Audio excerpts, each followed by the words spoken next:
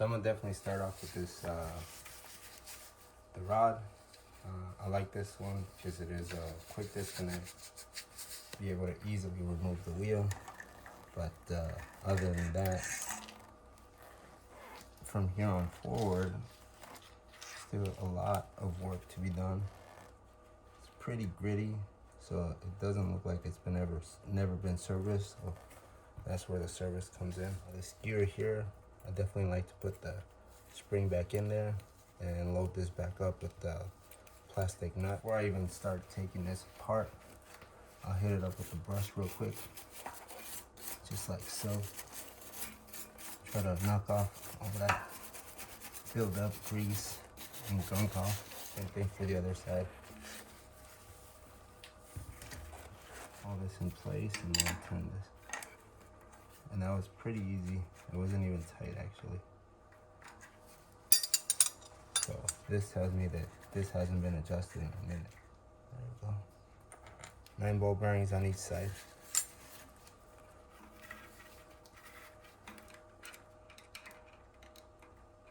And I definitely want to inspect the ball bearings because I inspected them on the other one and I had a bent axle, bad ball bearings.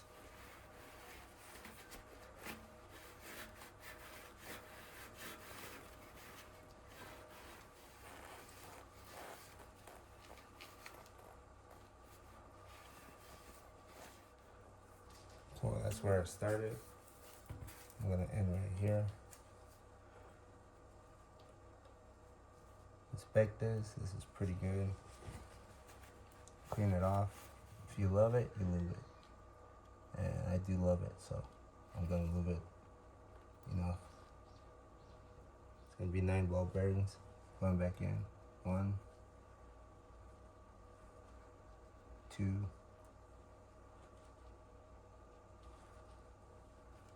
3, 4, 5, 6, 7, 8,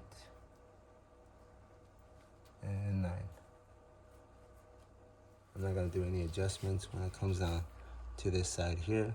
I'm gonna leave it just like this. I'll do all my adjustments on the other side. I do practice that way because it works out for me really well. And then put this axle all the way through. I'm gonna press it in there. I'll clean this on the back side when I come back to it.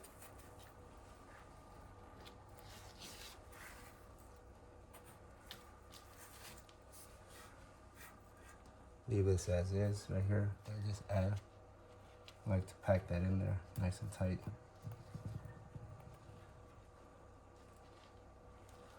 Just like so.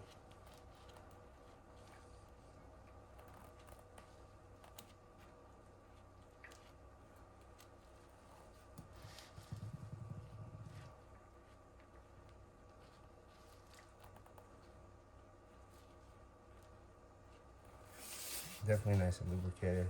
9 ball bearings go in there. I did inspect them. I didn't have any major pitting on this. Pack it in there nice and tight. This side, the same thing. I'm gonna clean this off. On the side, it is pretty caked up right here with grease and everything. So I'm gonna squeeze that off. All this grease comes off. I'm gonna definitely clean it off with the rag. Add a little bit more when it comes down to it, just up to the top. And when I put this cup and cone back in there, the rest of it is gonna squeeze out of there. So put my hand in the back and then drive this in.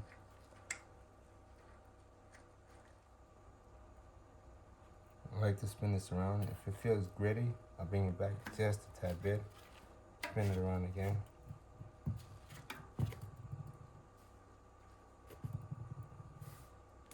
Until I get a nice consistency going.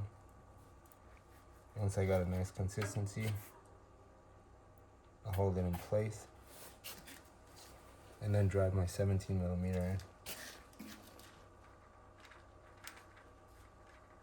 What the 17mm does for this is going to hold this in place.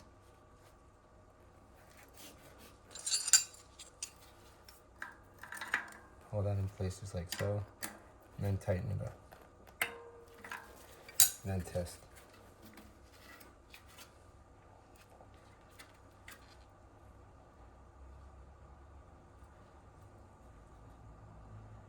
And that feels super crisp.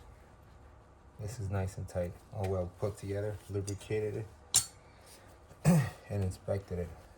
So the ball bearings are good. The ball bearings are nice and lubed up. The drive shaft is not broken, and there's no damage to it, but some drive shafts do break. Some ball bearings do get flattened out, and you'll never know unless you check them. Put my skewer back together.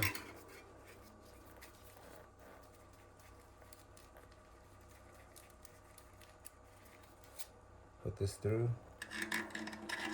Punch it all the way.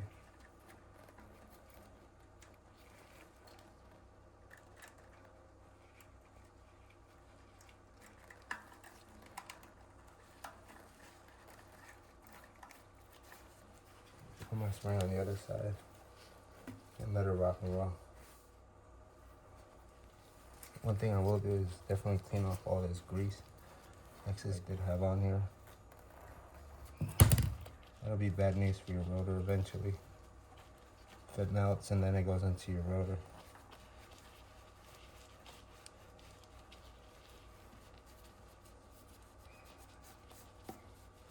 It's one of the bad things about having rotors. Those other simple brakes never touched the rotor or the hub or anything, or there was no rotor. It just went straight off to right off the wheel. So didn't matter if you had anything on it. These can get really delicate.